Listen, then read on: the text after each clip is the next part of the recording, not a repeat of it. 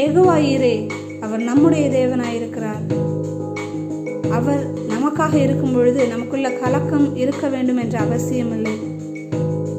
தெய்வத்தை பார்த்து சொல்லுவோமா, அப்பா நான் இனி கலங்க போறது இல்லை, நீங்க எல்லாவற்றையும் பார்த்து கொள்வீங்கன்னு சொல்லுவோமா?